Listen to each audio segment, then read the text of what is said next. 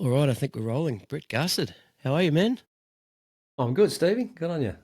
Mate, it's really nice to meet you. First up, I want to tell you how Brett Garsed came into my orbit, and it's probably a story you've heard from many people, but it's the John Farnham thing. And for me, it was when I was living in New Zealand. One Christmas, I got this set of felt tip pens for Christmas, and then I opened up the inside of it, and then I pulled out this little card, and there's hey, you've won a Sony Walkman, and I'm like, oh my god, this is amazing, right? So I had three cassette tapes. So I had Wham! Greatest Hits, Piano by Candlelight, which is by a New Zealand piano player called Carl Doy, and I'd just been given Whispering Jack by John Farnham, right? So this particular Walkman, when it came, this black Sony Walkman, and it auto switched, once it got to the other side, but also it had a button where if you click the button when you're on any side, it automatically switched to the other side. So it was this, Right.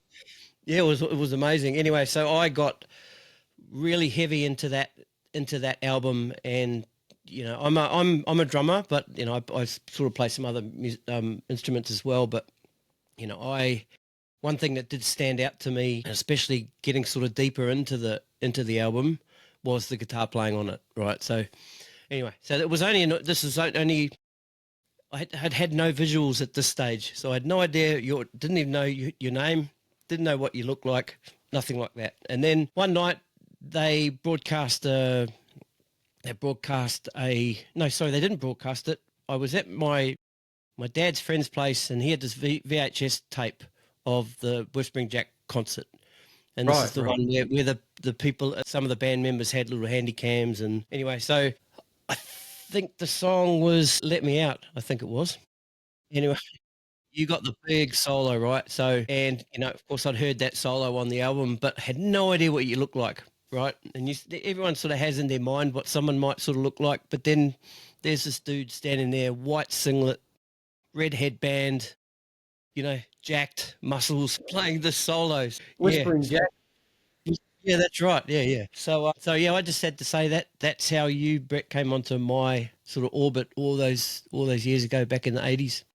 And Isn't that funny? That's the power of, or it was the power of network television back then, wasn't it? Like without the internet and satellite TV or cable TV or anything like that, you 99% of the country were watching what was on telly that night. And so to get to do that kind of performance with John on primetime TV was just huge. Let alone get a 32 bar raging guitar yeah, solo. What a treat! You don't see that very often. yeah. So just on that particular concert then. So what was that? Was that sort of tacked into a tour, or was that performance sort of scheduled in? In a, you can tell me where it was filmed. I can't remember, but It was filmed at what's now known as the John Cain Arena. Back then, I think it was like the Melbourne Entertainment Centre, because this was before Rod Laver had been built. So we didn't have the Tennis Centre. That was about the biggest indoor concert venue they had. Sort of a rectangular shaped joint, and I think they knocked that building down and rebuilt it as the John Cain Arena, but it's on the same spot. And yeah, we'd been touring constantly. We'd done the pubs, and we'd done a few sort of theatres and things like that. But I think that was when they decided it was time to regroup and go to the next level, and we started doing bigger venues. So that concert was kind of the beginning of that. And they were already talking about the next album and all that sort of stuff for John. So yeah, it was kind of I guess it was the culmination it was the transition from the pubs and smaller venues into the bigger places, because he was taking off. Like, I mean, the album was going absolutely gangbusters. and you guys are sharp on that.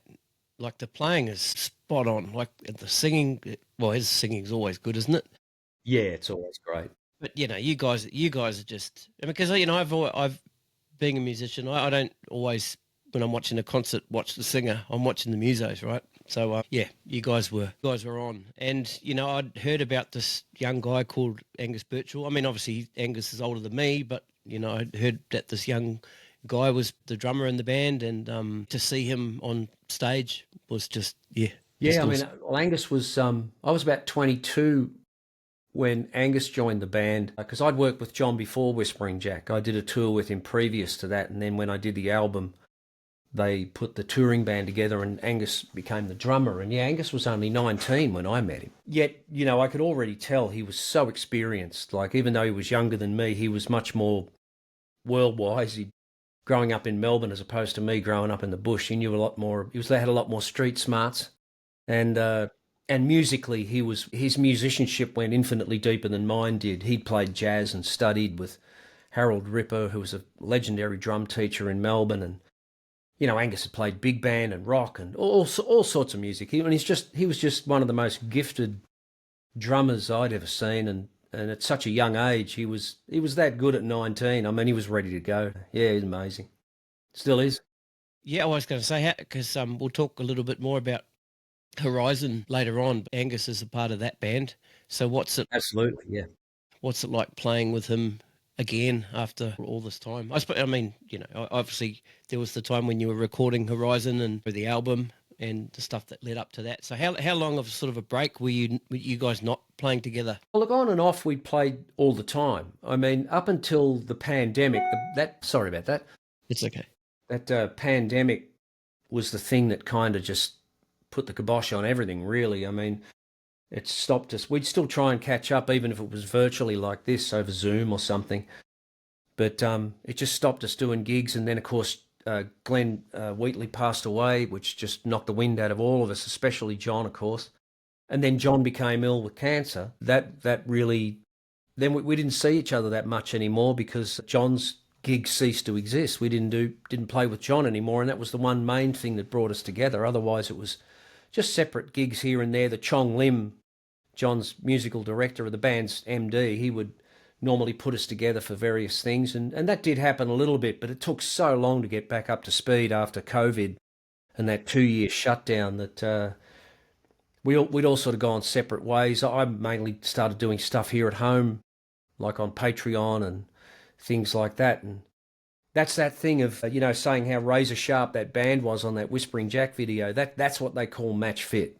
Yep. You match fit when you're playing, like we were playing 6 nights a week back then. I mean, it was unbelievable. It was so much fun, and especially working with John too, because he was cool if you improvised. I mean, you know, a lot of that Let Me Out solo was just me winging it. So he left it up to us as to whether we improvised a lot or if we stuck to the same thing, and we sort of used our good taste to make sure we didn't abuse that. Because John himself loves to improvise. You're never going to get the same version of the song twice out of him. He just loves to take it places, and because he's such an amazing musician, he can do that. So yeah, boy, I really miss that. I miss that feeling of having my chops really together and playing with a band that I know like family, and how that feels. I guess I was lucky to get to experience it at any level, really. So what's been happening the last, let's say the last 6 months? What have you been up to? Look, I've been mainly focusing on instructional material for a company in England called Guitar Vivo. And I first did a book that you can sort of see it over my shoulder here, but of course that's only if you're going to put the video out. None of the podcast people could see it. But Well, how about, okay, hang on. How about we'll make this as the little promo for your Vivo? yeah, Luke Lewis is the gentleman who owns the company, and Luke's a fine guitar player in and of himself. And he just contacted me about doing a book about they call it hybrid picking, which is your pick and fingers technique, which I've been doing since I was a kid. I mean, I've just been doing it for all my life, really. It's just how I play the guitar, and people kept remarking on it, and I do have a rather unusual approach with it. And I did do an instructional video back in 1994 when I was living in America, which is long out of print. You can find it on YouTube and stuff like that, and then I did another instructional DVD, which I financed myself back in the early 2000s. But Luke wanted me to do a book full of exercises and things like that to really give people an idea of this technique. So once I did that, he asked me to do more books for him. So I've done about 4 at the moment, but only 2 are released. There's a hybrid picking book, and the legato book just came out. And I've got a slide guitar book coming out in about a month. So, and then there's another book on chromaticism that'll come out. But yeah, it's been great fun. I've really enjoyed doing it. And I guess the way I know I'm on the right track with these books is if I look at them and go, man, I wish I had this book when I was 17, then I think it's good. It's good, valuable information for younger players or any players, really. So they're not really about me showing people how clever I think I am. It's not about that at all. It's about presenting ideas that are a little left of centre to what's really out there and hoping there's players out there that'll just get an inspiration from it, and I'll be sitting back wondering what amazing things they do with it, to be honest. How do you feel about the process of writing a book? Do you find it easy? Or It's easy for me because we delegate responsibility. What I do, the books also come with video. So what I do is I set up here in my studio and I've got two cameras, one on the front of the guitar looking at the fretboard and the other camera's on my right hand. And I also speak into the microphone and narrate what I'm talking about for every segment of the book. Then I send those videos to Luke, and he has a person that transcribes all the music. And because I'm not capable of doing that, I'm an untrained musician. I don't read music very well, and I certainly can't write it. And then they do a print form of the book, which is a hard copy, and then they also do a PDF form of the book. And then once you buy that, you get a link so you can go and download all the videos. So it's pretty cool. It's sort of like a combination of a book and an instructional video all in one. Yeah, very good. I'll link those in the show notes to this so people can go and check them out. Yeah, for sure. I put the link up on my Facebook page, so you can grab it from there, or I can send it to you, whatever. So yeah, that'd be great if you would. It'd be wonderful. Awesome. All right, let's roll it right back to the beginning, Brett, if you don't mind, how it all sort of came about. And yeah, so you mentioned that you're from the bush, right? So were you sort of born and raised in sort of rural Victoria? I'm guessing here. Yeah, correct me if I'm wrong. Yeah, born in Bendigo, and then my family lived in Geelong for a hot minute, and then when I was about 4 years old, we moved back to the Castlemaine area, and my father had a farm in a little area called Clydesdale, which wasn't really a town, it was just a patch of ground, really. And that's where the farm was, and he passed away when I was about 6, and my brother took it over. My brother, John, was 10 years older than me, so he was 16 and just took over the family farm, which was an amazing effort for a young man. And then my mother and younger sister and I've got 4 sisters, but my youngest sister, and I was the youngest of the 6 kids, and we moved to another place down the road because my brother John married and his wife Janice and him took over the farm. So I just, grew up in a rural area like this, and this is where we are now. We're back in Castlemaine, or Campbell's Creek, which is just outside of Castlemaine, and I went to school here. I got an apprenticeship here and did all that, and yeah, it's beautiful. What did you get an apprenticeship for? Plumbing. What are you? Plumber, right. Okay. Yeah. Yeah, so John Farnham and I had a lot to talk about because John was a plumber as well. But yeah, I just randomly looked around at the available apprenticeships, and plumbing was one of them. So I was lucky enough to get it. I did that for 7 years, including the 4 years of the apprenticeship. But then I decided I wanted to send out cassettes and try and get. I was hoping I could just get into a cover band in Melbourne. I think I was about 20 or 21 when I started doing this. And I thought, well, if I could get into a cover band that worked 5 nights a week or 6 nights a week or whatever, I'd be happy doing that, because I was already in a cover band playing on weekends here. And I thought, well, if I can turn this into a profession, that'd be great. And I mean, one of those tapes ended up at Glenn Wheatley's office, and just like all my dreams plus about 50% more came true. It was amazing, thanks to Glenn and John and Ross Fraser.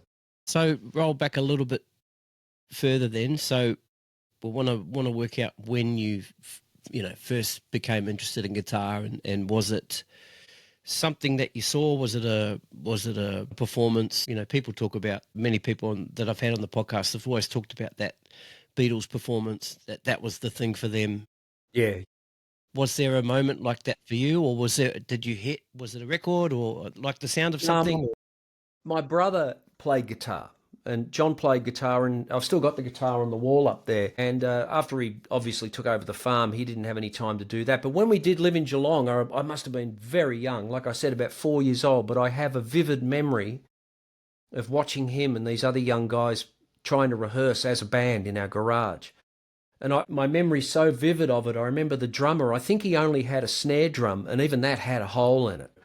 And they were just doing the best they could with that, which was amazing. But when we moved back here and and John, especially when he had to take over the farm, that he had no time to be playing guitar. And I used to get it; it would just be tucked under the bed, and I get it out and look at it and strum the strings and try to make up little songs on it by strumming the strings. And it was always in tune because my brother-in-law Greg used to like to play it, and he would tune it up. And there was also a book in there with chords in it that my brother obviously learned from. And Greg showed me how to read it, where he said, okay, so here's your six strings, there's the frets that go across. And he said, if there's a O above the string, that means you play an open string and don't put any fingers on it. If there's an X over it, you don't play it at all. And these little dots show you where to put your fingers, and that'll make chords. And I started trying to muck about with that. And then my mother suggested I get lessons here in Castlemaine. So I ended up taking 4 lessons from a great guitar player here in town named Jeff Lyons. He was quite the local hero back then. And it's a shame I didn't stick with it, but for some reason I stopped doing the lessons and even sort of lost interest in the guitar for a minute. And my cousin Andrew came up to visit me one day, and he dragged the guitar out from under the bed and said, oh, you got a guitar? And I said, yeah, watch this. And I played him my 4 lessons, and he just said, well, that's it, we're forming a band. So that was, but the album, like I said, I used to get this guitar out and look at it, but the album that absolutely made me want to get into it was Deep Purple in Rock. I remember we had a party at our family's house, and my brother John must have put it on, and the first song, Speed King, and it just opens with the band going absolutely nuts and Richie Blackmore just lighting the place up. And I said, what's this? And he said, it's Deep Purple. They're the loudest band in the world, and they sounded like it. And I thought, oh yeah, I'm in. This is it. So that was the first album I ever bought with my own money, was Deep Purple in Rock. And that was it. After that, it was just Richie Blackmore or nothing for me. So that was the spark that lit the fire right there. So those 4 lessons, was that it, lesson-wise? It was, yeah, for a long time. But luckily, Jeff was fantastic because he looked at me and said, what do you want to do? And I said, I want to play lead guitar. And I don't know if I mentioned Richie Blackmore, but I definitely said, I want to play lead guitar. And he said, all right, fair enough. And he drew a picture of my left hand in a book. And he said 4 fingers, 4 frets. And he wrote 1, 2, 3, 4 above each finger. And then showed me, like, use all your fingers. Like, for every fret, you got to use a finger, which was unbelievable information to give a beginning kid. Because a lot of times, you see it all the time, like guitar players, especially blues players, they kind of just use the first 3 fingers on their left hand or fretting hand.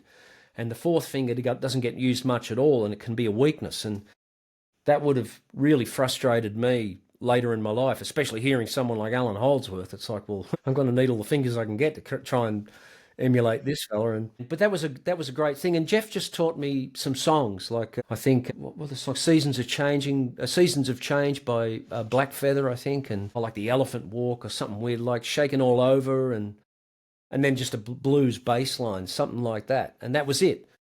And everything else I learned after that, I just tried to teach myself from listening to records and trying to figure it out. It was all by ear. And then when I was about 18, I did study classical guitar with a great guitar player in Bendigo named Don Charlton. And Don taught me how to read music really well. And I didn't even realise I was getting good at reading music, but I didn't realise that until I stopped reading music and realised if you don't use it, you lose it. So That's the thing, eh? But Don was a great teacher. He was only about 6, 7 years older than me and young and hip, and he knew rock guitar, but he was a brilliant classical guitar player. And I just figured, well, Richie Blackmore studied classical, I should too. And it was difficult for me because I can't stretch very far on the guitar. I have a limitation there with my left hand, my fretting hand. But it did introduce me to some beautiful music. I mean, it's just stunning music. I have so much admiration for classical players. They're incredible. You just said you've got limitation now. So does that mean you used to have it and you're losing it now? No, it was always there. I've got very small, like just average sized hands, because I'm not a very big person. I'm only about 5'8", I think, 5'8" or something. Yeah, about And my my height. Yeah. hands are just like a regular guy's hands, and I can't stretch very far. My little finger and first finger don't stretch very far at all, and my fingers on both, my index fingers on both hands are actually a little deformed in the sense that they bend inwards. So when I stretch as far as I can, I'm sort of losing almost a fret of reach on the guitar. So just regular Chuck Berry type or status quo type blues riffs are incredibly hard, if not impossible, for me to play. And a lot of chords are impossible. I figured that out with classical, like to get some of the chords by the time I'd stretched my fingers far enough, I was actually pulling the guitar out of tune. I couldn't do it. And it just wasn't going to work. So my whole life I've had to work around that limitation. So I guess that's one thing about doing the instructional material, is that it's not based on a genetic gift. I figure if I can do it, absolutely anybody can do it. And if you've got big hands and an ability to stretch, then you'll be able to go even further, that's for sure. Tell us about that first band after you learnt those 4 songs. Yeah, it was great. It was my cousin Andrew, my other cousin Neil, and our good friend Ken. And Andrew sang, Neil was on bass, and Ken was on drums. And we called ourselves Black Dog after the Led Zeppelin song. So, and it was really great fun. I mean, we started off just Ken, our drummer, had never had a lesson, but he had the drum kit, and everyone was older than me. I was about 12. And I think Neil was about 15 and Andrew and Ken were 17. And but I think I was 13 when we did our first gig in one of the local pubs here in Castlemaine. And we just bumbled around doing our best. But what we do is we get together down at Andrew's parents' place, which was another farm, and they had a sheep shearing shed. You couldn't make this stuff up, could you? They had a sheep shearing shed, and we'd set up in there. And we would practice every Saturday and every Sunday. And we'd start at about 12 on a Saturday and go till about 10 o'clock at night. And the hilarious thing was we'd stop at 6 o'clock on the Saturday and go down to Andrew's mother and father's place, and his mother would make us all something to eat. She was awesome. And we would watch Countdown, which was the only real regular rock show that was on TV at the time. And then on the Sunday, we'd do the same thing, go down there, because they'd show the repeat of the previous Sunday on the Saturday night, and then we'd go down and watch the new episode on the Sunday. And they'd just go back up to the shearing shed, keep playing, and we just couldn't get enough of it. We would have been doing it all day, every day if we could, but Neil and I had to go to school, and Andrew and Ken had jobs, so we had to actually give up our weeks. But we progressed pretty fast. I mean, we got some good advice from good people, and got a set list together and went out and played. And it was so unusual to see kids that young in a band back then, especially as young as me. It was quite a novelty. You see them everywhere now, and they're really great. They're all great players. I mean, I was rough as could be back then, but I was doing my best, and I could play pretty quick. I had some good licks, and I could figure out stuff because I just loved to play so much. I'd work all day at it when I could. I'd get home from school and just sit there trying to figure out things off albums and playing along with albums and doing the best I could. So it was great. People were really kind to us. They gave us a lot of leeway for being pretty rough around the edges, just by the virtue of the fact we were so young. And we played every Friday and Saturday night. We had a gig. There were gigs everywhere. It was just brilliant. Was there any acts or guitarists that you were seeing on Countdown that really piqued your interest into the whole sort of stagecraft and, this is what we could be doing in the band? Was there anything like that? Yeah, I mean, you'd get it where you could. Like, Countdown was a bit rough because it was the disco era when we were really just starting to play. And, we're basically delving into our older brothers' record collections. Like, either my brother's correct collection was all Deep Purple, Led Zeppelin, Jimi Hendrix, Santana, Pink Floyd. It was classic rock 101, what they'd call classic rock now. But of course back then it was the pop music of the day, and I just loved it. Like, he bought the Woodstock soundtrack, and I just ate that up, man. I just couldn't wait to get to Alvin Lee and 10 Years After and Santana, and especially Hendrix. I mean, hearing Hendrix on that was it. I just tried to devour everything of Jimi Hendrix I could find. And so was that the first time you'd heard Hendrix? No, actually, my brother had the Isle of Wight album, and which is a really strange album to be introduced to Jimmy through, like, because it's quite raw, and it's entirely live. And I remember I was confused. I couldn't understand why, because he does Foxy Lady on that album. It's about the only real recognisable song that's on there. A lot of the other songs are newer songs that he'd been doing, and I'd heard the recorded version of Foxy Lady because they'd still play it on the radio from time to time. It wasn't that old of a song back then. And I was like, why does it sound different? How come it sounds different? And then one of the biggest albums we really got stuck into was Made in Japan by Deep Purple. So the first time I really heard Smoke on the Water was the live version. First time I heard Strange Kind of Woman was the live version, Space Truckin'. Like, I'm hearing the live versions first. And then when I heard the studio versions, I thought, they don't sound as good, do they? I mean, they sound good, but the live ones are better. Like, they're more, like, because Purple were just ferocious as a live band. I mean, they were like a punk band that had virtuoso chops. They were just so aggressive and full on.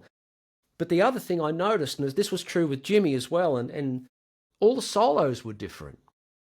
Richie would always play a different solo, and Jimmy would always play a different solo. And I thought, okay, so that's what you do then. When you play live, you do a different solo every time. So I started to improvise. I'd work out solos because obviously I had to play something, but if I could deviate from it, I would. I'd try and deviate from it because I thought that's what these guys are doing, and I have to try and emulate the greatest guitar players in the world. That's what you do, right? And the other hilarious thing was in our pub band, we just never had enough songs. I don't know why we couldn't get it together, but we just never had enough songs. And we'd be playing something like Jumpin' Jack Flash, and it'd get to the guitar solo, which was just over the sort of the intro figure, and we just repeat that endlessly. And Andrew, my cousin, would lean over and say, "I got to go to the toilet. Keep it going." And so I'd start improvising with the 5 licks I knew and sort of do variations on those, and I'd be a minute, 2 minutes into it, going, "Where is he?" You know, and I'd look around and I'd see him out talking to a girl, and he's like, "Oh, you'll be fine. Just keep going." So that's how I learned to improvise, was by being stuck on stage with no choice. It was a good training ground. No one cared. I guess that was the beautiful thing, was back then, no one cared. You know, it's just a bunch of kids having fun. Let them go. So it was beautiful. So from that band, where did it sort of move on to the next thing music-wise for you? From that band, I joined John Farnham's band. I was in that band. Okay, right, I was in that band for 10 years. I mean, yeah, there was no other progression from that. It was just that pub band for 10 years. And because I look at just the way we were brought up around here was, you know, if you're a young working class kid from around here and you were lucky enough to get a job, you kept that job, you know what I mean? You didn't, and you certainly didn't quit that job to go and do something ridiculous like become a musician. No, we didn't know anyone around here who was a professional musician. I think I'm the first of my kind in this area. There's plenty of them around now, but back then there wasn't.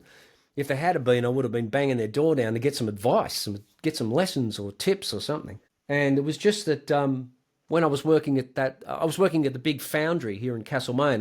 That's where I did my apprenticeship as the maintenance plumber. And one day, about the 6th year I was working there, they decided to do a huge sort of series of layoffs, and I was one of them. They gave me a payout and said, "Okay, well, you know, you no longer work here." And I was like, "Oh, fair enough." And then they rang me up the next day and said, "Yeah, we need you to come back in and we'll rehire you as a private contractor now." So, you know, my hourly rate tripled, and all of a sudden I went, "Hang on a minute, I'm the boss.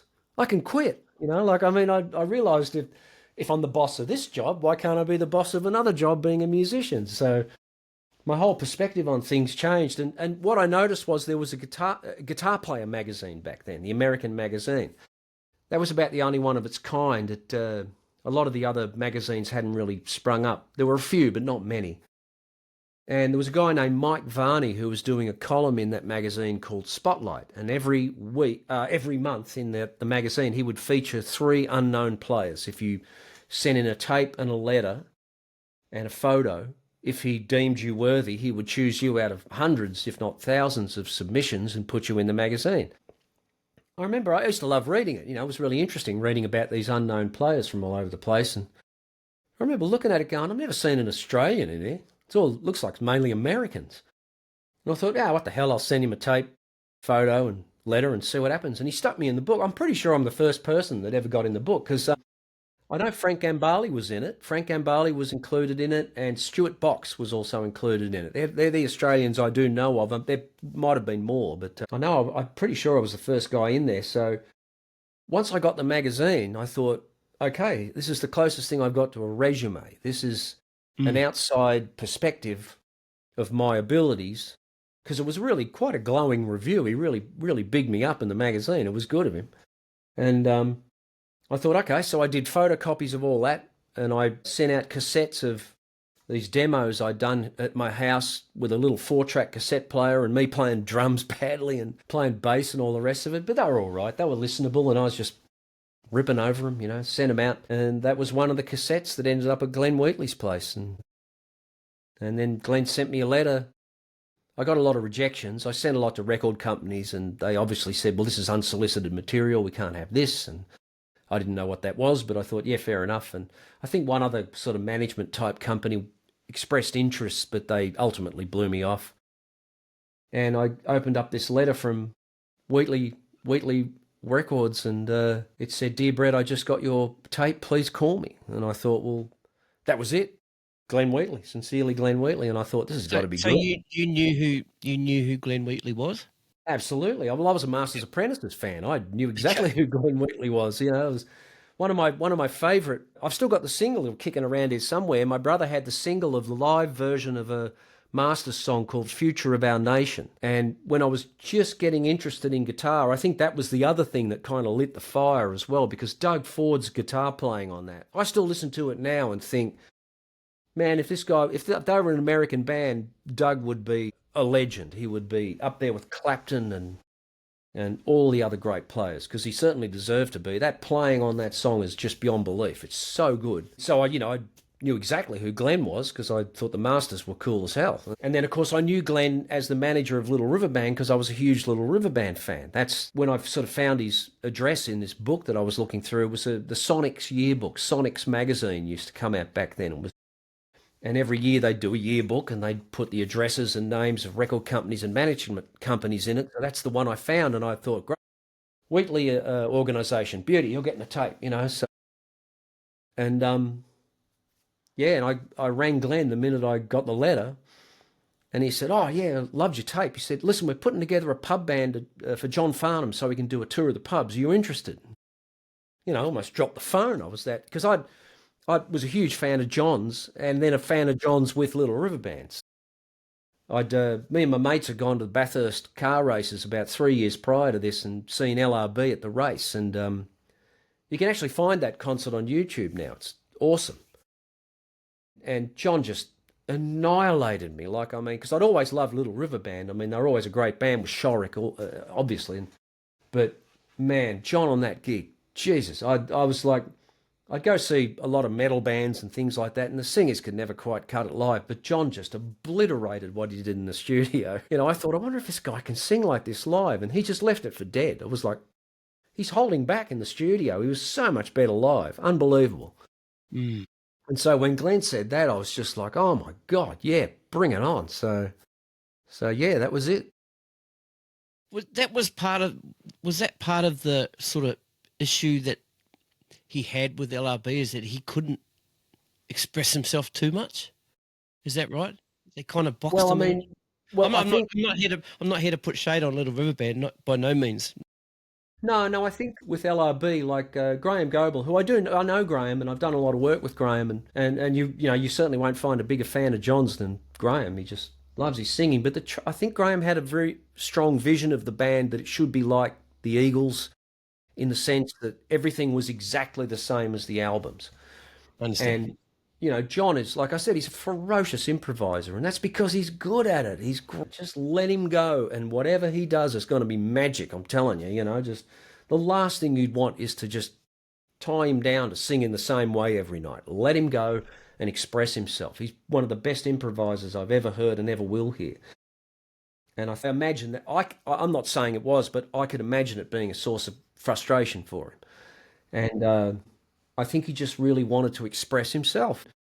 And when we started doing that tour, the pub tour beforehand, the band was David Hirschfelder on keys, Derek Polici from Little River Band on drums, Sam C was on guitar. Thank God, I was so nervous. I thought, I can't be the only guitar player in this band. I haven't got the experience. And when I heard Sam was in the band, I was like, oh, thank God for that, because I was a big fan of Sam's as well, from Stockley C and Mason. And, I knew what a legend Sam was and still is. I thought, thank goodness we've got a pro there, and Bruno De Stanislao played bass, and Nicky Nichols was on backing vocals, and it was a full-on gig. It was great fun. We were playing Black Knight by Deep Purple, and I think Nicky did a Whole Lot of Love, And John also, that's when we did Legs for the first time by ZZ Top. It was a rock show. It was just amazing. And John was phenomenal. And we did do some Whispering Jack tunes. I remember, I'm pretty sure we played Reasons and we played Let Me Out. I'm pretty sure we played Let Me Out. So when you were playing those songs back then, did they evolve much into what they ended up being recorded as? Or was that No, pretty much? they were pretty close because David Yep. had already done all the sequencing, and obviously John.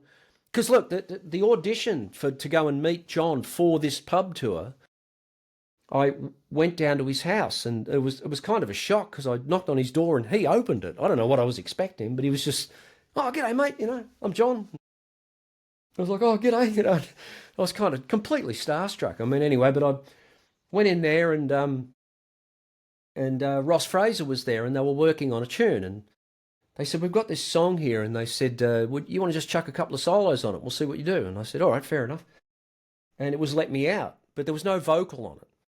And I remember it was in a different key because I remember it put the solo in a very strange key. It was like ended up being like F and moving between, A flat and D flat and all that sort of stuff. And I went, "Oh, geez, not very guitar friendly keys." And I thought, "Oh, whatever, just go for it." And I think I did 2 takes, and they were good takes. I didn't hit any clangers, and I'd love to hear them again now because I remember they were good takes. And I thought, God, did it, got lucky. And Ross said, "What would you do like in the vocal sections?" And I said, "I don't know. There's no vocal on it. I don't know what to do." And John said, "Oh, I'll chuck a vocal on for you." So we just stood there in the house and just grabbed a 57, a Shure 57 mic, and just did the whole song from top to bottom. And I just sat there absolutely gobsmacked, man. It was unbelievable. It was like 11 in the morning or something, and he probably only just got out of bed and just sang it like it was 11 at night and he was in the middle of the show. It was unbelievable. And here's the thing. Like, I remembered now, when we went to actually rehearse it for the gigs, the song had been dropped a minor third. Like, when we did it at his house, I remember it was in the key of A.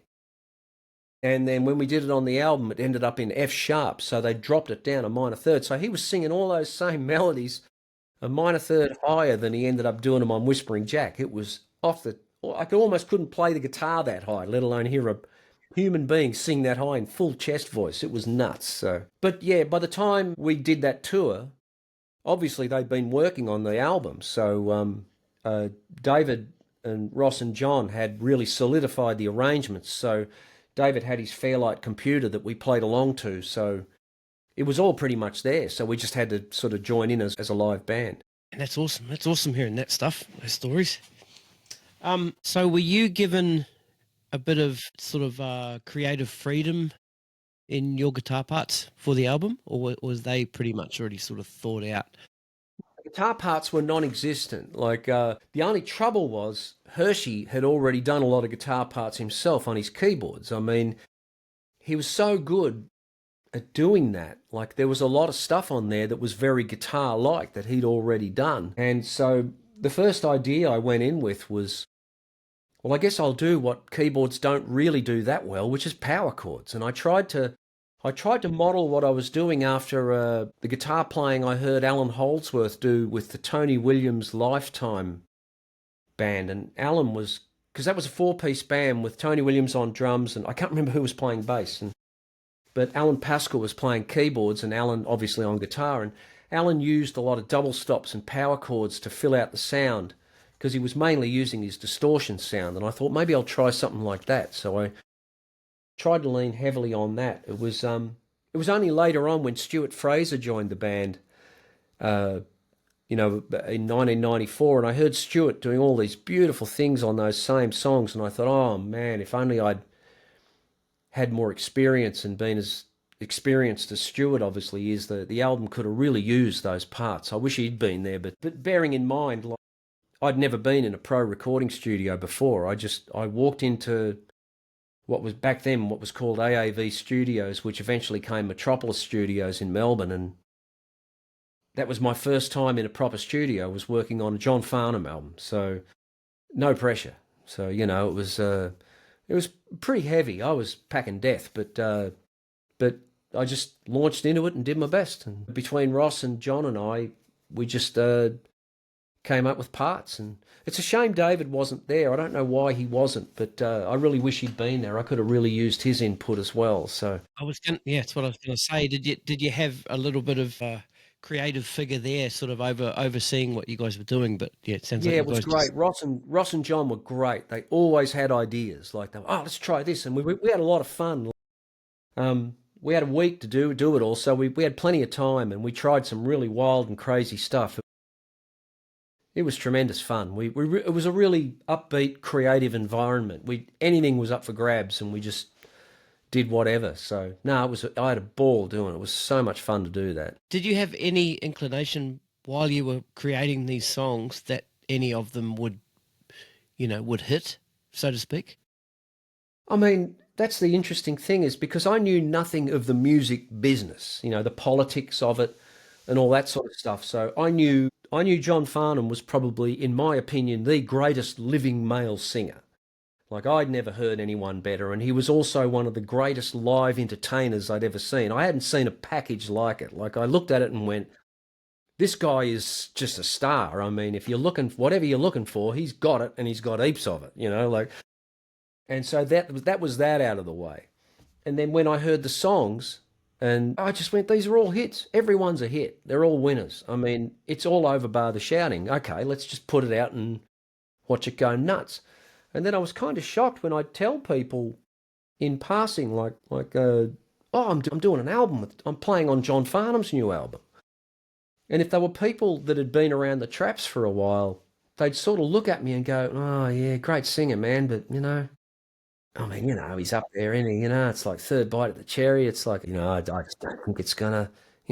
So, when it just started to go absolutely mad, when it took off, like it basically went viral before we knew what viral was. I just couldn't have been happier for him. I was overjoyed. I thought, this is it. He's finally going to get what he deserves. He's finally going to get his own album going absolutely bonkers. And it just went even more bonkers than any of us could have even imagined. I mean, it was unprecedented because no album had ever gone that bonkers. It just sold more than any other record in this country has ever sold. So yeah, it was couldn't have happened to a better person. I swear to God. Great. So the timeline of the band in the pubs and then up through up to that sort of VHS gig that I mentioned earlier and onto the bigger stuff. So where in that sort of timeline did the Whispering Jack album come out?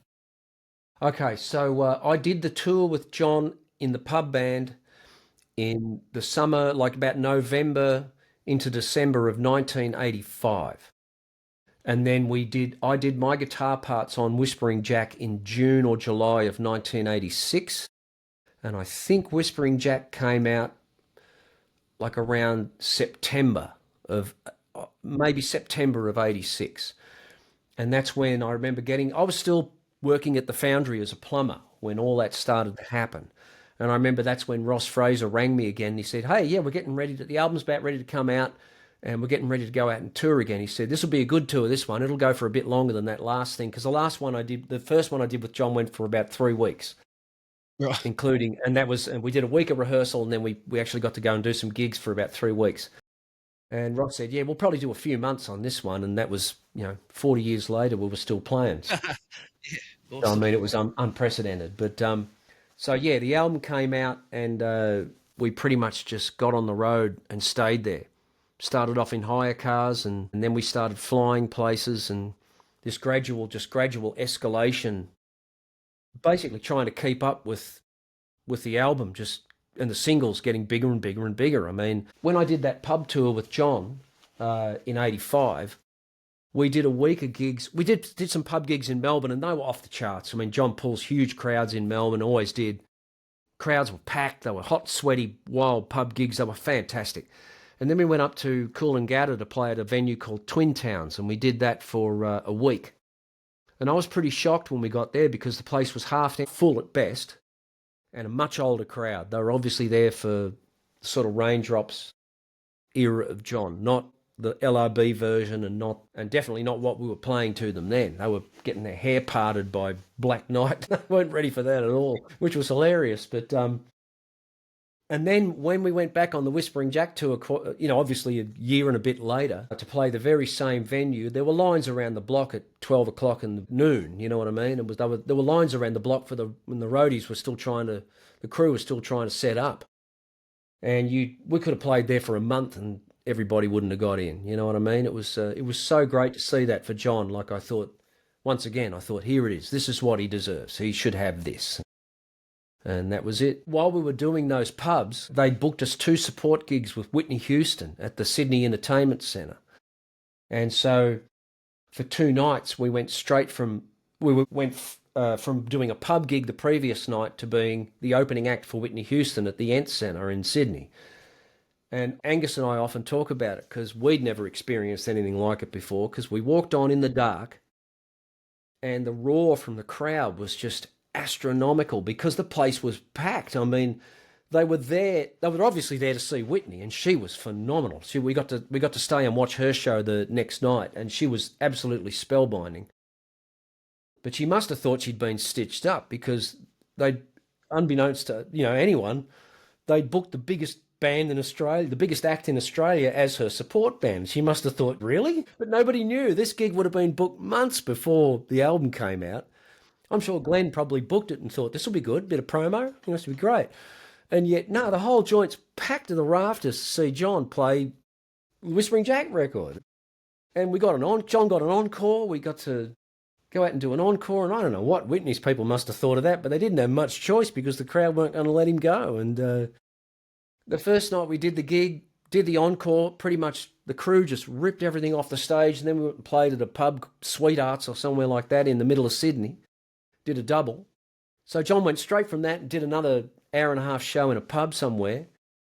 And then the next night we didn't have the double. We got to just do Whitney's gig, and then we could stay and watch the show and I was just gobsmacked. She was so amazing. Her and her band were just absolutely phenomenal. But what an experience that was. You never forget the roar of a crowd like that the first time you hear it. Boy, that was something else.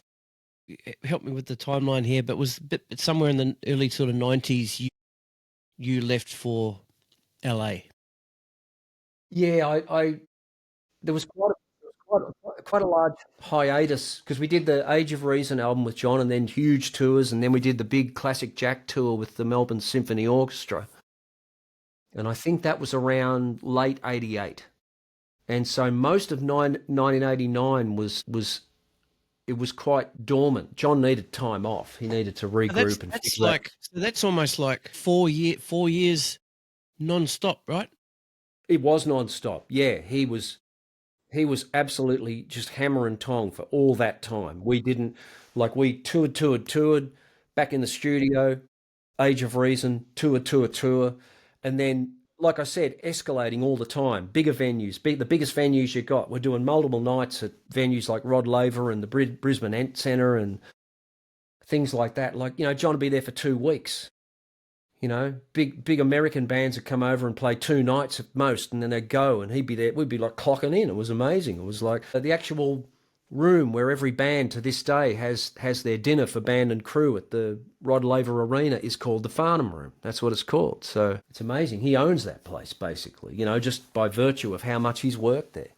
And then, like I said, the big finisher was the Classic Jack tour, which was us playing with the Melbourne Symphony Orchestra, which was just a phenomenal experience in itself. But I think after that, John needed time off, obviously, just to figure out what's next. And I was down in Melbourne trying to sort of continue to earn a living, but not having any success because I was trying to do sessions. But you don't just walk into that situation. There's already people doing sessions. I was sort of wondering what I was going to do, and out of the blue, a fellow named Jeffrey Shoecraft contacted me, and Jeffrey knew John and knew me through working with John because Jeffrey had worked with Little River Band. And him and his friend were now co-managing Matthew and Gunnar Nelson, who were the sons of Rick Nelson in America. And they were signed to Geffen Records, and they were going to do an album. And they were looking for guitar players, and they wanted to audition me because they were really keen on having an Australian in the band because they'd been to Australia and they loved Australia. And Jeffrey said, you want to come over and meet him and try out? And I thought, well, why not? I'm not doing anything else. I didn't know where it was going to go. I had no idea. So I went over in about April of 89 and met Matthew and Gunnar and And Bobby Rock, the drummer, Bobby and Matthew and Gunnar and I just went into SIR rehearsal studios for about just weeks. Went in there and just learned the album as a four-piece rock band, and had a ball. It was just great. They were great guys. You know, we just got along really well. And it's the same thing. Once I heard their demos, I went, "That's a hit. That's a hit. That's a hit." They were just, it was hit after hit. They were great songs. I thought they were fantastic songs. And they were hits. So I think I came back to Australia for a while, then went back again in about September or October, and we started recording. Started recording the album at Cherokee Studios. And I came back in about November, December of that year to do yet another tour with John. And they weren't too happy about that, but I said, hey, I'm doing it, you know. And Yeah, right. then went back in early 1990 and we finished the album off. And then we did videos and things like that. And, you know, they had a number one single, like Love and Affection went number one, national number one, huge on MTV, the whole thing, but we couldn't get on a tour because no one liked the image of the band. They wanted to get on tour with the metal bands, the hair metal bands that were around at that time, but no one liked their image because of the two blonde guys. Long blonde haired, good looking. Yeah, that was another education in show business where I just thought, well, songs are great, man. What difference does it make? What's image, you know? And because Australian bands weren't like that. Like, we hadn't tapped into that yet. Like, you know, you had a band like Midnight Oil or Cold Chisel or LRB, you know, where it was just pretty much whatever they wore on the street that day was what they wore on stage. Like, the people were the people. They didn't try to find band members that all looked the same. And, you know, when I got there, they said, you got to grow your hair longer. And I had to get hair extensions because my hair wasn't long enough. And Really? it was like, yeah, it was wild. It was like, oh, well, in for a penny, in for a pound. And the minute the photos were done for the album, I got rid of those things and just went back to my normal hair. But luckily, it grows pretty quick, so it was all right. But like I said, we all got along so well. Like, and the band were phenomenal. They were such good musicians. Everybody in the band could play and sing their asses off. It was just fantastic. And it was such a shame that the image thing was so prominent because the band didn't deserve that, and Matt and Gunnar didn't deserve that. Their songs were better than that. They were better than that. That was obvious, but image is a funny thing. I guess it's that same thing that people will listen to a band that aren't that great, but because they think they're cool, they like them, I guess. So it was all just an education in show business. But I look back on it now, and I'm glad I did it because I'm friends with people in America. Like, I mean, I loved my experience there. They were wonderful people. It was a wonderful time, but at the same time, I can't believe I left John's band. I mean, I can't believe I did that. And I was so grateful that he allowed me to come back and work with him again because he would have had every right to say, hey, mate, sorry, you know, you left. It's good luck. But God bless him. He let me come back and play with him again because it's sort of funny. Like, when I tell my American friends about Farnham's band, and they thought, like, especially when I was starting to work with more fusion-oriented players and things like that, they thought, oh, okay, so that's like your money gig, and you do that when you're not doing the real musician stuff. And I said, no, you've got it round the wrong way. Yeah. That's the gig I love. Yeah. I do the musician stuff when John's not working, you know, like, I mean, you've got it flipped around. Like, the happiest I ever was when I was on stage with John. I mean, playing with him was everything. It's the yardstick I measure everything against. That's interesting you say that because I had a question I was going to ask you. Did you feel like being in John Farnham's band and with that music, you know, knowing the player that you are and the facility that you have, you know, I wouldn't say, I mean, you've said John lets you go and play your sort of solos you want to play in that. But, you know, I was thinking about this today, like, it's kind of, most of it's in 4/4. Was there something inside you that felt sort of contained in that music, which made you sort of push out to do the more sort of progressive fusion-y sort of stuff? No, I mean, I always but yeah, you've sort of answered that by saying no, you would have preferred to, you know, come and play the John thing. I always had an interest in progressive music and fusion music, but I'm not. I'd never call myself a fusion musician, and really, because like, I guess that's why my friend TJ Helmrich and I leaned on the rock fusion name a lot, because we thought, well, we're rock musicians, and TJ's the same. Like, he loves rock music and pop music, but we also do like jazz and fusion music, and we try to steal as much as we can from that to try and make the rock music a little more interesting and progressive. But no, I never felt restricted in John's band at all, but ever, because the thing is, music is demanding to do the right thing, to come up with something that enhances what you're doing, and it doesn't. Sometimes when the music is simpler, like the structure is simpler, it's more challenging because you've got less to work with. It's like, well, I've got to come up with something that's very straightforward but brings something to the party. Otherwise, why am I here? Like I Like a just hook. finished A hook. listening. You've got to find a hook, don't you? Well, that's it. Everything has to be a hook. I just finished listening to Mike Campbell's audiobook, and Mike was the guitar player for Tom Petty and the Heartbreakers. And the funny thing is that when I first started doing the Nelson tour, for the first 6 months of that tour, my guitar tech was Steve Chinner Winstead, and he's Mike's guitar tech. And he had to leave halfway through our tour to go back to the Heartbreakers. So there's at least that little small connection there. But I've always been a huge fan of Tom Petty and especially Mike Campbell. I mean, and for that reason, like I just would, everything he plays is gold. Like everything he plays is, you've just got to have that there. Stuart Fraser was like that. Like every time Stuart played a part for a song, I would listen to it and go, that's got to be there now. We've got to have that. You know, it's like it's worth $1 million. Like that's it. It's the $1 million riff. And I always sort of liken Stuart to Mike Campbell in a lot of ways because deceptively intricate guitar players, but tasteful to a fault and just the golden imagination of what to do. Like, I mean, $1 million players, like unbelievable. So, no, I found it incredibly challenging to work in pop and rock music and bring something to the table that made the song better. Bloody hard, you know. Rock and fusion. I mean, fusion and progressive rock. There's a lot more latitude there where you can experiment with a lot more in terms of sounds and parts and harmony.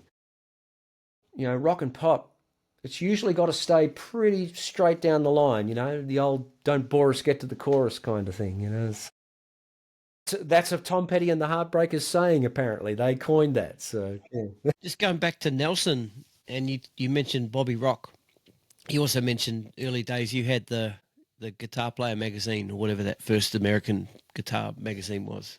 For drummers, we've got Modern Drummer, and that's Yes. been our magazine since way back. I remember when I first started playing drums in the sort of early to mid '90s. You know, getting the Modern Drummer magazines, and then there was the players like Steve Gadd, and Vinnie Colaiuta, Dave Weckl, and all those guys. But then there was when Nelson had their hit, and then when whatever the other big American band had their sort of hit, when Nirvana hit, Dave Grohl was on the cover. When the Black Album came out for Metallica, Lars Ulrich was on the cover. And anyway, I'd go through this magazine, and there was this double page ad, and I knew about PV guitar amps. And all of a sudden, there was this PV drum set, right? And PV don't make drums, right? But they did start making drums, and Bobby Rock was the endorsee for these That's right. drums, Yeah. right? So yeah, Yeah. with the big perm and just muscles, and he was Not a just like perm. That's his real hair. yeah, yes, yeah. The epitome of a super fit, sort of healthy, strong drummer. Like yeah. I just Yeah, remember. Bobby. I mean, I just had a Zoom call with Bobby just the other week. Bobby's one of the most remarkable human beings I've ever met. Like he Berkeley trained. I mean, he's an amazing drummer. You know, read anything you want, shove the fly stuff in front of him, he'll read it. You know, no problems. Can play almost any style of music. Doesn't matter what it is. Doesn't matter jazz, rock, fusion, you name it. He can do it. And back when I first went to America, that's when I was really interested in weightlifting and health. I was doing powerlifting and all that sort of stuff.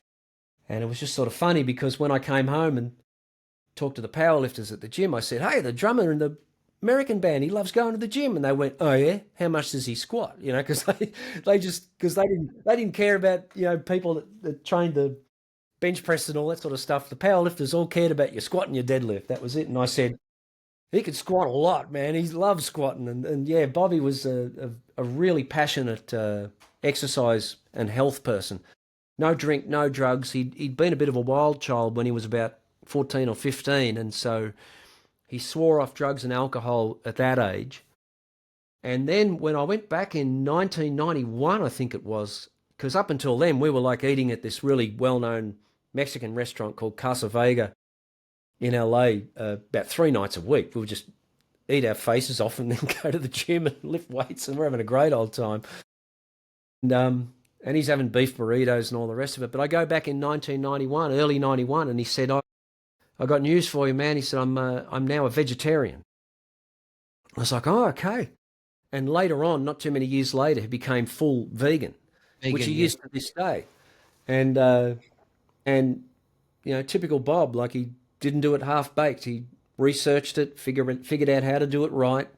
On the road, he would carry all his cooking utensils with him so he could make food in his room and all that sort of stuff. Never, ever once deviated from it. Bobby and I are both the same age. He's 62, I'm 62. And I swear to God, man, that guy could walk off the street at 62 into a regional bodybuilding competition and probably place in it. Like, I mean, he could probably be in the top 5, I reckon. They should do a documentary on him about what it is like to be a truly fit human being. I mean, he tours with Lita Ford right now. Lita was a big star, still a big star in America. Like Bob will do like a 6-7 mile, not kilometre, mile run, either before the gig or after the gig, and still go to the gym. Like, I mean, he's doing that nearly every day. So he's an absolute powerhouse of a human being. I mean, and an absolute testament to healthy living. He's incredible. Really inspirational person. But later on in those modern drummer magazines, he would have columns on fitness and Right. trying to bring that aspect into it. And for me, I hadn't seen that sort of stuff in those magazines before. So, I think that's why he was so memorable to me back then. Yeah, drums. That's the thing with drums, isn't it? Like, it's a physical instrument. I mean, the other night I was watching a Dave Weckl clip on YouTube, and even now, he still looks fantastic. Like, I mean, like fit, really fit. You look at Chad Wackerman, you look at Virgil. Gary Husband, like Virgil. Virgil's the epitome of fitness. He's like the Virgil's epitome another. No drugs, run. Like run, do yoga, exercise, like. They're all muscle, you know what I mean? Because it's a physical instrument, and it's an instrument of endurance if you want to play like those guys play. I mean, they play hard. Like, I mean, remember when I was living in LA, I had to go to Virgil's rehearsal space, and I either had to pick something up or drop something off, like a tape or something. And so I'm banging on his door, but he can't hear me because he's practicing. And I can hear him in there, and I'll do it on my chest, but he's doing this on his bass drum. It's like, he's doing double stroke rolls on his bass drum. So right, left, left, right, left. But it's this fast. It's yep, like that. And that's just what's happening. Like just right, left, that fast. And over the top of that is whatever goes. Like, I mean, the hands are just going absolutely bonkers over that. And I'm standing outside and I'm waiting and I'm looking at my watch. 15 minutes goes by and he finally stops. So I go bang, bang, bang, and I knock on the door and he goes, g'day, mate. And he's like dripping in sweat. And I said, how long have you been doing that for? And he looks at he had a click track going, I think, and it had a timer on it, I think. And he said, that time, 45 minutes. And I said, how long have you been known to do it for? And he said, I could do it for an hour. And Bobby would do the same thing too. They would do things as not only as a practice exercise, but as an endurance exercise. Because he said, well, the last thing he wants to get on the gig and fall down. Like, Bobby would go for runs on these horrible, hot, humid days, which are probably happening right now around Midwest America and stuff like that. And he said, this is what the gig's going to be like. He said, they're doing outdoor gigs. He said, it's going to be hot. There's not going to be a lot of air. I need to be able to manage that. So, yeah, it's amazing, isn't it? Just they're really inspirational people, I think. Yeah. So just on sort of other drummers that you have played with, right? So I was listening to your album Dark Matter just the other day, and Virgil's on the first track of that. Yeah, that's right. Yeah. So I got to thinking about that session and the writing of that song, and then so a couple of questions here is, what were you guys together in the recording of that, or was it a sort of remote thing? No, it was a remote thing. Yep. Okay. So was it was it a case of you sent him the track, he did his thing and sent it back, and you went sort of that's okay, or did he have a sort of did you give him some sort of guidelines? I'm just curious as to how you would approach Virgil Donati with a song. Well, I mean, when I demo tunes, because Jerry Pantazis plays drums on the rest of the album, and I did the same with Jerry as well. Plays beautifully on the rest of the record. And what I do is when I demo the tracks up, I almost send them full demos, and that's not for me to tell them what to play. It's to sort of show them where my head's at. You know what I mean? So it's like maybe in this section I'd like it to go to double times, and I use a program called Easy Drummer, which is really good. It's a great program for a non-drummer like me to at least get an idea across. And the good thing is, like, when I send it to Jerry, I say, you know what to do, man, and he'll listen to it and go, yeah, I know what you're thinking. And like he'll listen to the kick drum patterns. He'll do what's great because he's a great drummer, and he'll do a great drum pass based on my sort of scratch pad idea that I send him. And the bass is the same. If I give it to either Rick Fiorabracci or Craig Newman, I will play bass on it just to give them an idea of, like, I'd really like to hear the fifth in this section, or if you play the major third in this section. It's just that. But it's by no means like you have to play my bass part. Like, no way. I just like to demo things up really well so everyone has a clear picture of what's actually happening. And that was the case with the track Dark Matter. Like, when Virgil got it, he was playing to finished guitars and solos and stuff like that. So and then when he sent it back, I was like, well, there it is. That's Virgil Donati's. Yeah, well, he's got such a distinguishable snare drum sound. Everything, I mean, you just know that that's Virgil, as if you would know when Simon Phillips is hitting it. This is for me anyway. This is what I hear. When Gad's hitting the snare drum. When Virgil's hitting his snare drum. When Simon Phillips is hitting his. Right. Just, iconic. And it's just the placement of the time, like where Virgil places things. Certain these snare drums are always nice and back and in the pocket. Like, it's really, really distinguishable. And of course, I think he tracked that. So yeah, it's his drum sounds. So Rick Fiorabracci mixed it, and Rick would have changed it to a degree. But yeah, Virgil would have tracked it. So, and yeah, because I played on a lot of the Planet X stuff, and even some extra tracks for Derek Sherinian on some of Derek's solo stuff. And Virgil did say, he said, look, if you've got a track and you want me to play on it, let me know. I'd love to. And when I wrote Dark Matter, I listened to it and just went, oh, I've got to get Virgil on this. This would be great. So I wanted to write something where he could really sink his teeth into it. And he sure did. So yeah, he just obliterated it. Yeah, that's cool. And then correct me if I'm wrong, was it your first album, but Big Sky? Big Sky, yeah. That's Tos Panos. Tos Panos, yeah. What a player, man. What a player. The actual song Big Sky, because that was the same deal. Rick and Tos, it was such a shame because Rick and Tos tracked together to my finished tracks, basically. I did do some more overdubs and things like that after they tracked, but they were playing to essentially completed tracks. And I remember that Rick played so beautifully, but he realised, because Rick was engineering as well, the poor guy was doing double duties, and he realised afterwards that his bass track, there was a buzz on it somewhere, like some wire had come loose in his bass or something like that, so he had to retrack everything. But you'd never know it, because, I mean, he's so good. But I remember the actual song Big Sky, that's quite a long tune. It's not an overly complex song, but it goes through a lot of moods, so it's about texture, and that's what I loved about Tos's playing, was his dynamic control. I'd never really heard anything like it. I saw him playing at the Baked Potato with Mike Landau and Jimmy Johnson one night, and I just went, that's the guy. I got to get that guy. Yeah, wow, awesome. And that track Big Sky is one take. That's it. That's the one take he did of it. Not a run through, not a second take. It's just that. And I remember I was just sitting there listening to it go down, and I was going, this guy's basically just reading it off a chart and just going from the demo that I gave him. And it's just perfect. And we finished, and he just came in and he said, I hope you're not going to make me play that again. And he meant because I did it. It's done, And I went, no, lay down your weapons, man, you're done. It was... Fantastic.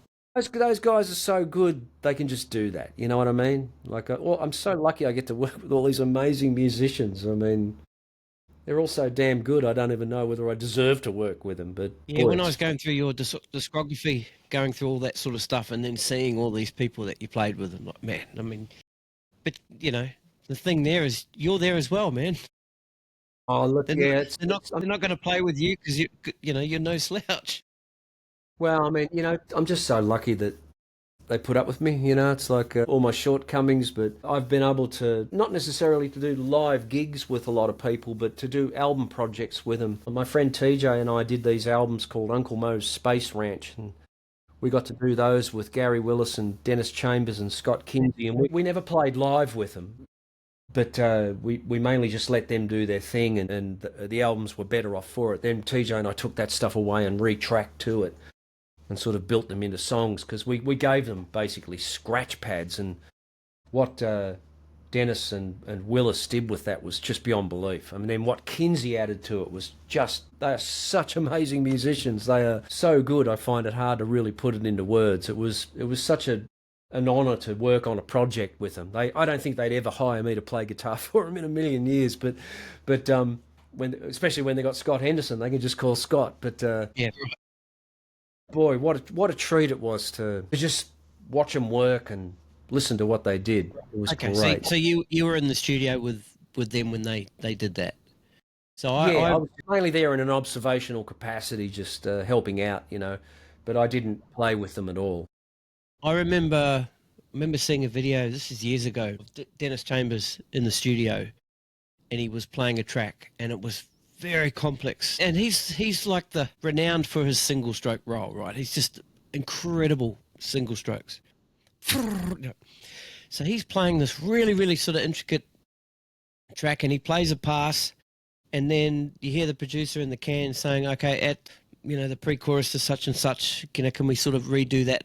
Can we do that part? And we're going to punch in from bar such and such and such and such." Anyway, so he's there just listening in the cans, and then picks up exactly what he was playing that last pass, Yeah, and then it drops in, it gets punched in, he plays the part, and then there's another section a little bit later that he has to do the same thing. I was gobsmacked at, yeah.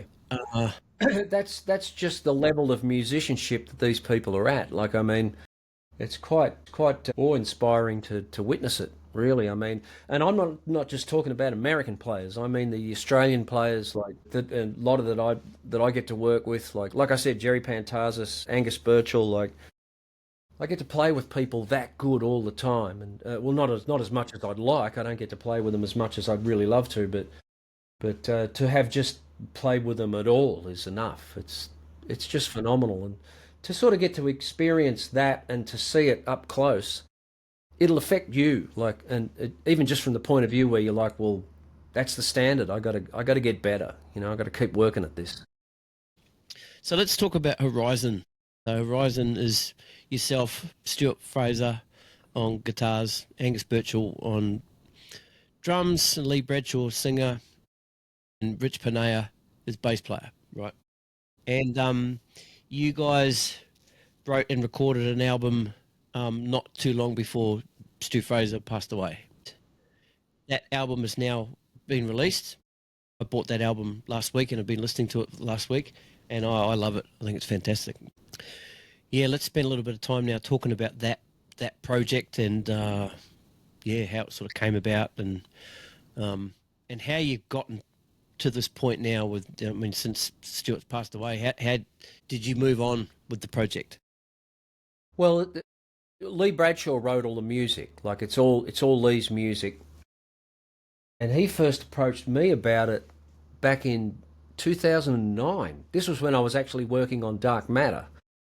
So I had my wife and daughter and I were living in on the Gold Coast at that time, and I had some just free time, so I started doing my own album.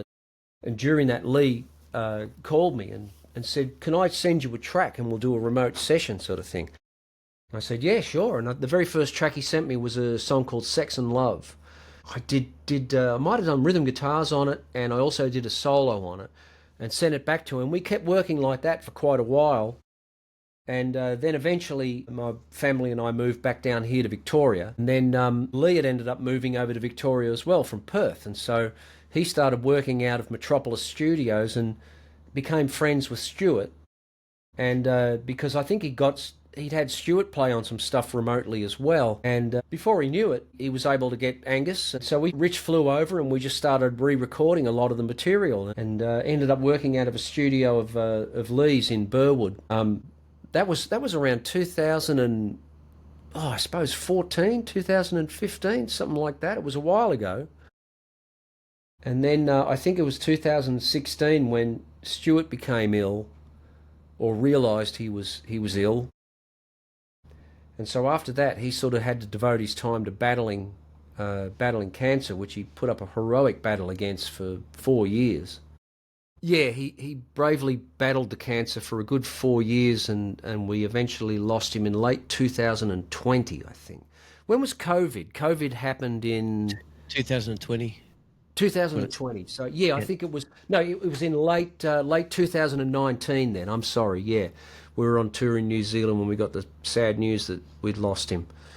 But I think it's the last recorded project that Stuart did, the Horizon album. And Lee really wanted it to eventually come out just to honour his memory. He had Dave Carr mix it. Dave's a fantastic guitar player and producer who has his own studio down in Melbourne. And we've done quite a few things with Dave, and he's a brilliant audio engineer and a great mixer and great ears, great skills. And yeah, the album sounds massive, and it's just so great to hear Stuart's mighty guitar on there. And yeah, it's wonderful. It's a wonderful tribute to him, I think. And you've got a gig coming up for that? Are you playing on that gig? Yeah, I'll be on the gig. I'm not sure who's going to fill the other guitar slot at this stage. Lee hasn't gotten back to me about that, but because it's definitely a 2-guitar band, that's for sure. It's got to have that. I can't fill that out enough on my own. We did persevere in John's band with just me on guitar for the whole time Stuart was ill, because we really did hope that he would beat it and be able to come back, and he would have been able to walk straight back on stage. You know, we had everything set up, ready to go. But it just, unfortunately, it didn't happen. But yeah, we've got a gig in August. I forget the actual date, August 23rd or something like that, at the Evelyn Hotel in Melbourne. So it's going to be great fun. Very good. So what else is coming up? Yeah, that's I did an interview just the other day, and I said this is the part where I feel a bit guilty because, I used to be able to talk about doing all the beautiful gigs with John Farnham, but those aren't happening anymore as far as I can tell. And so for me, it's just mainly the odd thing that comes up. I mean, there's not a lot of work around for a 62-year-old guitar player, I guess. I mean, no young bands are going to hire me, and all the other gigs are taken. So there's a part of me that doesn't mind it because I love being home. I love being at home with my family, and the thought of crawling into a van or getting on a plane doesn't really thrill me anymore. I've done enough of that in my life to have had my fill of it. But I really do miss playing live. Earlier this year, I went to see the Aristocrats, which is the Guthrie Govan, Brian Bella, and Marco Miniman. And yep. And I know I've known Guthrie for a while, and I've known Marco for quite a while. I've done gigs with Marco and some album projects with him, and it was the first time I met Brian, and that was fantastic. He was they were just great guys, and to see them, to see them play, even if they hadn't touched their instruments for a year, would be awe-inspiring. But to see them, as I said, that match fit, just gig after gig after gig, they were so on fire. They were so inside their instruments that it was almost indistinguishable where the human started and the instrument began. It was unbelievable and really, really musical and inspiring. And it made me quite sad because I thought, I know that's the best thing for my playing is to play live a lot. But I just don't know. I don't know where or how I would do it because I don't know where the venue would be and I don't know what the situation would be. I would need to be blowing a lot, like a lot of improvising and a lot of stretching out. And, no pop band's ever going to let me do that. And if I put a band together to do it, where am I going to play? You can't overplay. You can only play in Melbourne once every few months because there's not enough people to come and sustain it. So it's a shame. It's like practicing here in my room is fun, but it doesn't really fulfill that needs. So I don't know. I'll just wait and see what the future has in store for me and see what happens.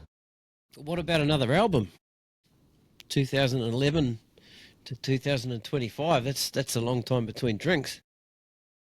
Yeah, I know. I think it's the same thing where it's like, well, it's all well and good, but if I'm writing and recording, I'm not paying the bills. You know what I mean? It's like it doesn't Okay. earn me money until it's finished, and then when it comes out, it's like, what do I do then? Do I put it on Spotify, and no one buys it? They just stream it. I took my other albums off Spotify, and everyone says, "Man, I used to love listening to your albums on Spotify." And I said, "Well, you could buy them. They're on, they're on Bandcamp, but they don't want to do that. They want to just have their playlists and use Spotify for the amazing convenience that it is. But unfortunately, no musicians make any money out of it. So, and it has to be to devote the time to this craft to do it really well. Um, I mean, if it's not a profession, then it's only going to get done in dribs and drabs, and just the ADHD part of my brain finds it really hard to work like that. I'm either all or nothing. If I start I writing a understand. song, I'm not even going to stop to eat. You know what I mean? And which is great. I love it. I love doing it, but Yep. I'll Yep. have this nagging thing in the back of my head going, "Hey, man, you know, rates are due," and all this sort of Yeah. stuff. Okay. So it's a drag. I'm going to try though. I'm going to try and get some new original stuff done though. So don't count me out yet. I will. I That's will good. give it a go. Yeah, look forward to it. I mean, the Horizon album. I mean, you can't stream that. You've got to buy that. I bought that. Yeah. So I mean, Yeah. Well, that's I think that's the thing of. And I get it too. It's just it's so must be. I don't use Spotify. I don't even use it at all.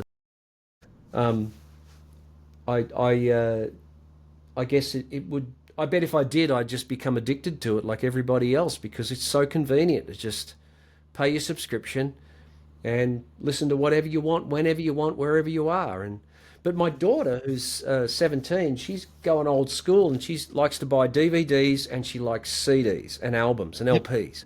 Awesome. And the reason being is because she said I would enjoy watching something on a streaming service and they just take it away. It's gone. And now I can't watch it anymore. You got the hard copy, you own it, you can watch it whenever you want. And she said the Very same good. thing with, she bought a song off Apple Music a year ago and went to listen to it again the other day, and they've removed it. They said no, you can't listen to it anymore. So because the region changed or the contract changed or something, and that's her thinking is like, no, buy CDs, go old school and own the product. And I agree with her. I love owning the physical product. Yep. Yep. Yeah. No. No. I'm with you. I mean, yeah, I buy records. Like I said, I bought the Horizon album. If somebody's got an album for sale, I'll buy it. I buy most of my music if it's available there from Bandcamp. Um, and I think there's a lot more people coming back to that as well. Um, you know, but just, of course, Spotify is. Yeah, I don't want to get into the whole Spotify thing. No, It's and look, depressing. you got to roll with the times. Spotify it's just part of the future, and there's certainly no going away from it. So I'm not an old curmudgeon sitting around complaining about it, Gotcha. but it's just something you got to take into account. Yeah, So be it. yeah, that's it. All right, Brett, man, I'm stoked we got to sit and hang out and chat tonight. Yeah, wishing you all the best. Good on you, Stevie. Thanks for I asking hope me. no worries. I hope more comes from the Horizon thing. I hope that kind of kicks off a little bit because it's really really great music. Yeah, it'd be great fun to go out and do more gigs with it. That's for sure. Let's hope it happens. I'll put links in the show notes to all your stuff. I'll put links to the Horizon stuff. People go and check it out. Buy the album. Get behind it. It's really good music. And yeah, Brett, take it easy, man, and we'll chat soon. Good on you, Stevie. Thanks, mate. Cheers, mate. Bye.